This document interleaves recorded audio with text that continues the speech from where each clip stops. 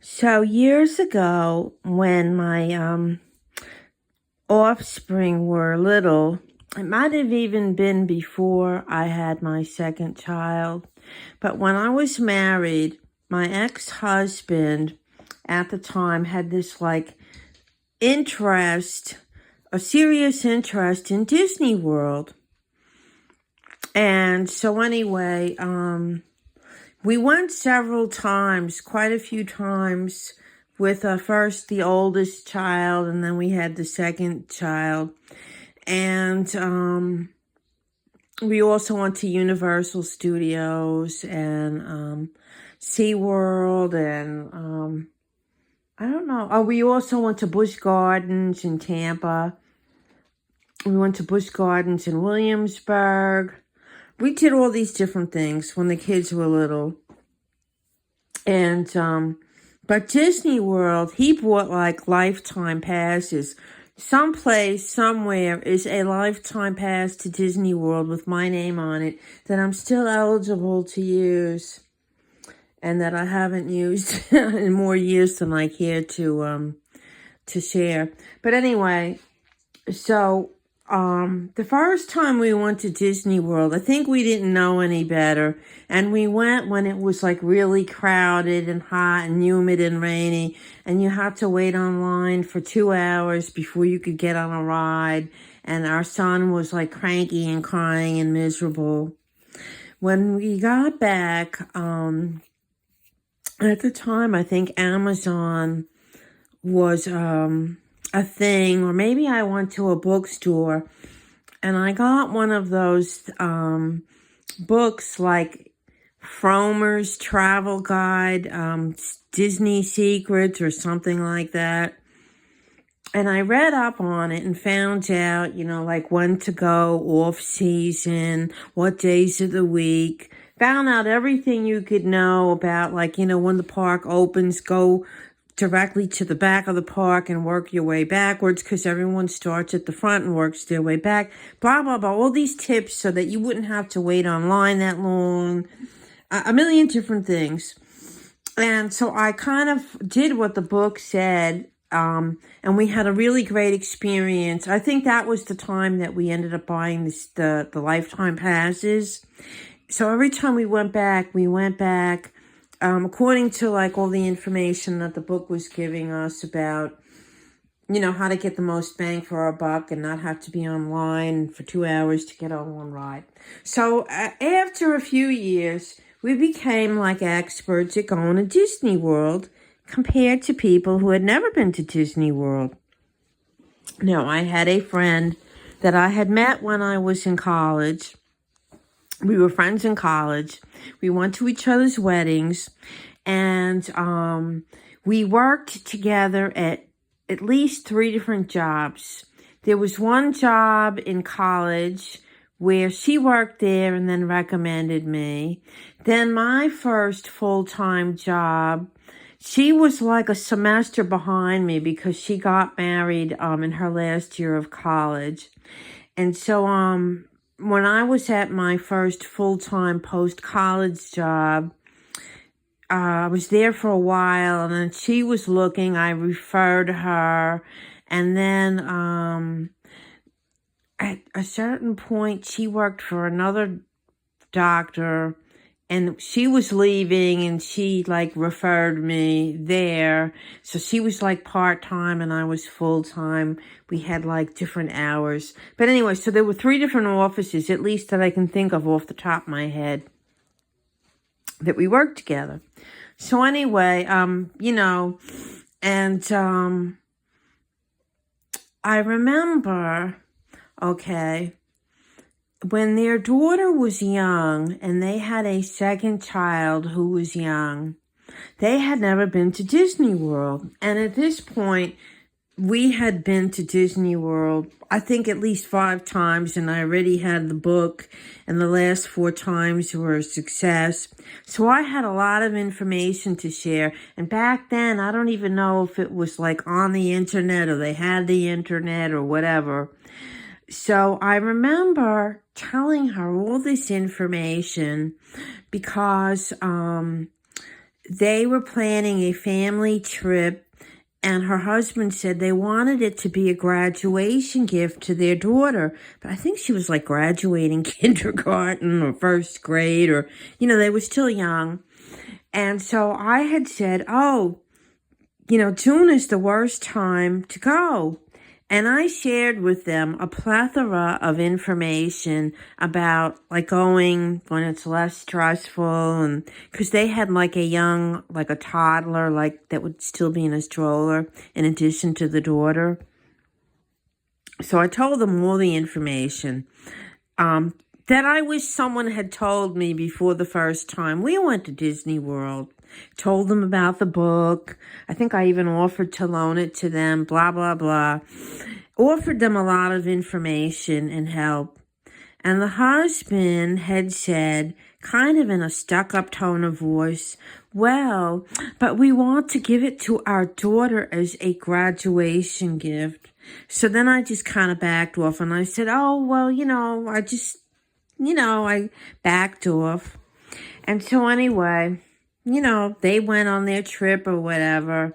And a few days after they got back, my friend called me while her husband was at work, and she started crying on the phone. And she said, Jeannie, I wish we would have listened to you.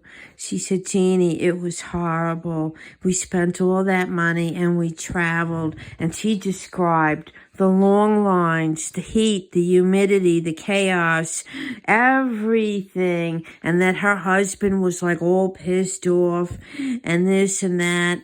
And, and she just said, oh, I wish we would have listened to you. And I said, well, look, you could always go back, when it's off season and, have the book or whatever. And this happened so many years ago, I kind of forgot about it.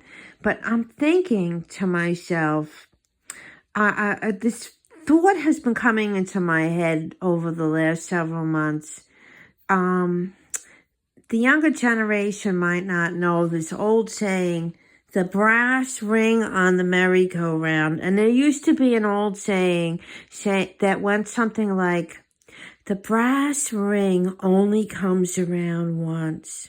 And what that means is life often presents us with opportunities where people or circumstances offer us something good.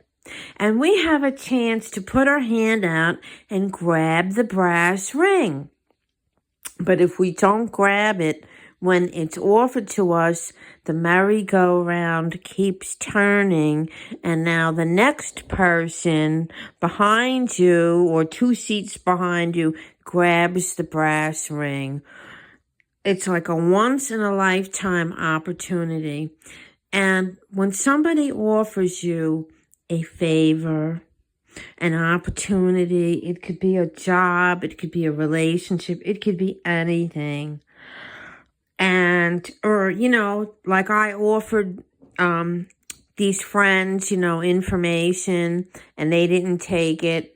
And it wasn't the end of the world, because they probably went back and they probably followed everyone's advice the second time. But what I'm saying is, after that, I think I kind of stopped giving advice to them because I saw that they were not open to someone just sharing with them, that they had their own agenda, or at least the husband did, and he was very controlling.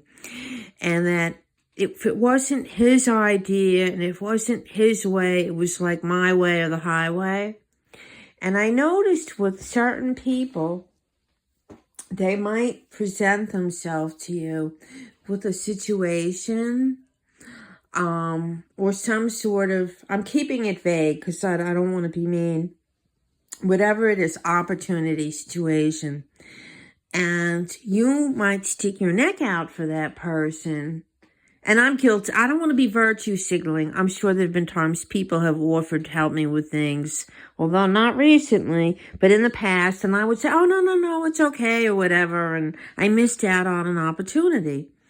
But I know, like in the past, I would like go out of my way to try to help people, offer them things, share things, whatever. And I found that a lot of times either they didn't grab the brass ring or they grabbed the brass ring, but they didn't seem to be grateful or they didn't like thank me or whatever. And over the years, I started to become more judicious. I like that word. Judicious with information, helping people, sharing information, sharing of myself, and giving opportunities to people. Because why do it if it's going to be unappreciated and not reciprocal? And I recently had another situation where someone told me about something and I was in a position to give them advice that would save them thousands of dollars. And it was something that everyone that knows me knows I'm very well versed in this particular topic. You could call me an expert. And